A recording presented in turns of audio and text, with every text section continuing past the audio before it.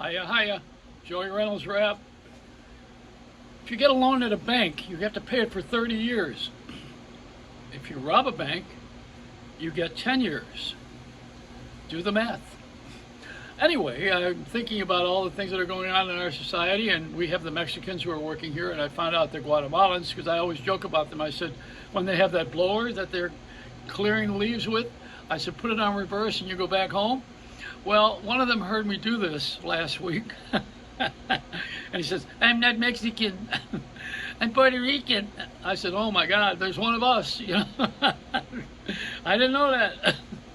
But you know, you got to be careful with all these things. They have a new setting on the controls now for those Mexican lawnmowers. It's regular, reverse, and Ted Cruz. It's the three different speeds that they use. Ted Cruz is going to get caught hiring Mexican help, you know. When they come to investigate him, they'll find these guys hiding in a dryer. That's his. They never want to give up their luxuries, these people. And you know, and all this stuff that's going on with the police now, you know, the cops don't want to come out of the car. You know, all the things that are going on with the police right now, this is going to be a terrible ruination of Dunkin' Donuts. Got to be careful. You know, we making these infrastructure moves, and the thing that needs to be repaired is the Congress and the Senate. Now that's where you need some fast, what do they call it, throwing them under the bus? We need to throw them under a fast train. Need to take them and put them on that ship that Virgin Airlines is sending next year with Branson. He developed this interspace travel, and it's $250,000 a seat. But we got to put the congressman in there and have a little trial run. Yeah, let's see if it works. You know, put him up there for a while, and then tell the North Korean, give him the map. See, show him where we're going with it. Oh God, these guys. I'm telling you, it's. There's only one answer, and I can give it to you very quickly. For those people who are bothersome like that, encourage them to not wear a mask and ask them to gang on each other. Tell them to crowd each other and not wear a mask. And we won't be hearing from them for a long time, Bunky. That'll be the end of it. People are going to go away if you don't get that vaccine. Now, I'm on shot 2, and I can't wait for the booster. It was so much fun. No, you know, the one, I chose the right one because the only one they were giving me, I got that Pfizer. What is it? Is that it? Yeah. Pfizer. It's, I don't know one from the other. What does it matter? As long as I don't wind up with a respirator, that's all I care about. I have that thought that I'm going to wind up having a breathing problem.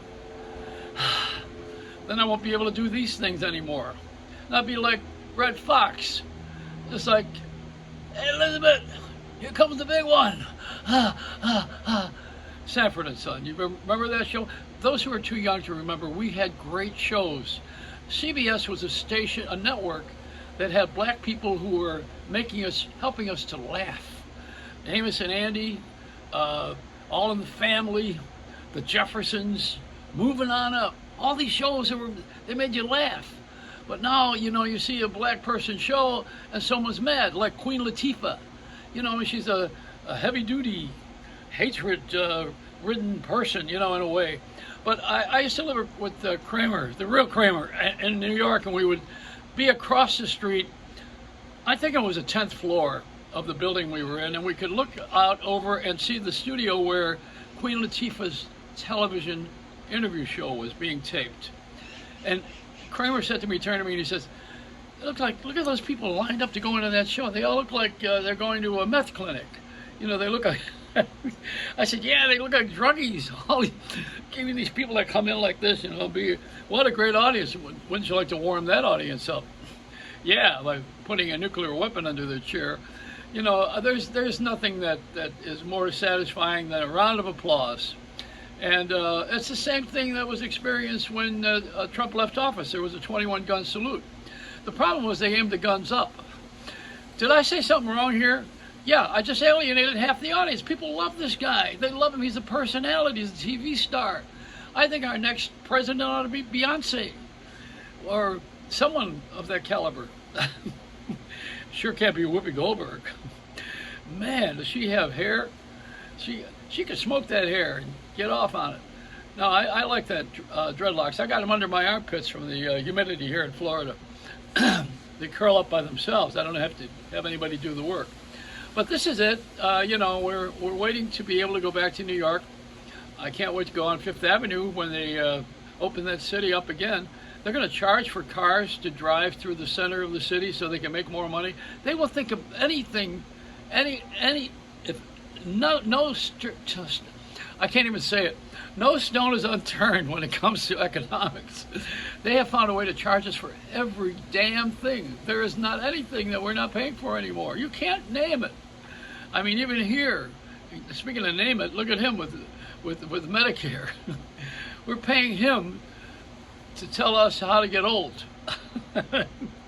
This is Broadway Joe. He was a big football hero. It's like if you project this into the future, it would be like our boy Tom Brady telling us all about AARP and the retirement plan. I mean, it doesn't fit right now, but he's going to be doing that in a few years. People do anything for money, anything. Tom Sellers and the reverse mortgages, and William Shatner. He's 90 years old, and he's telling you to call Priceline. Not anymore that one, but he's doing. What's he doing now? He's got another one that he's doing. These guys, they never give up on reading commercials and getting paid for it because they love to make the money. Well, we all like to make the money, but but standing there and putting your own person in and saying, I highly endorse this. This is what I really like. This is who I would vote for. I mean, you're putting your nuts on the line when you do that. Did I say something wrong? So, you got to be careful because people remember everything that you say that they don't like, but they never remember anything that you say that you like. I say things sometimes and I amuse myself. I think it's funny, and then someone will get offended. And they'll start deleting me and everything else if people think they have control. You don't know, what control do you have?